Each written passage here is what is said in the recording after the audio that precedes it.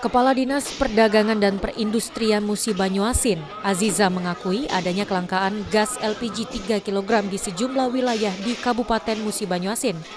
Hal tersebut dikarenakan adanya keterlambatan pasokan gas LPG 3 kg dari pihak Pertamina ke sejumlah agen yang ada di Musi Banyuasin, sehingga stok gas LPG tersebut menjadi kekurangan dan langka di tingkat pengecer, yang mengakibatkan adanya kenaikan harga oleh pengecer yang berkisar Rp26.000 hingga Rp30.000.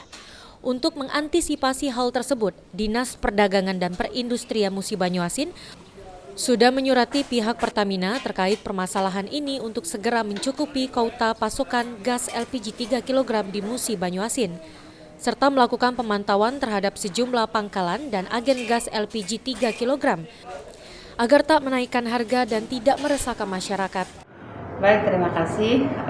Memang dari minggu-minggu terakhir ini ada terjadi beberapa kelangkaan di beberapa kecamatan untuk gas subsidi 3 kg di Sangadesa dan Langowetan khususnya.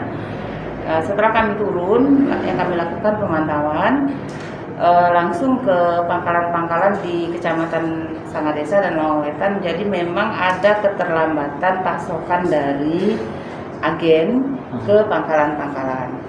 Nah, pasokan ini setelah kami konfirmasi ke agen bahwa memang ada keterlambatan juga jadi mata rantainya itu memang dari pasokan Pertaminanya yang terkendala, kemudian dari agen ke pangkalan juga itu mengalami keterlambatan, sehingga ini mengganggu distribusi dari pangkalan ke pengecer-pengecer dan kepada masyarakat itu yang pada umumnya yang kami segera waktu itu terjadi beberapa kami mendapatkan informasi dari masyarakat.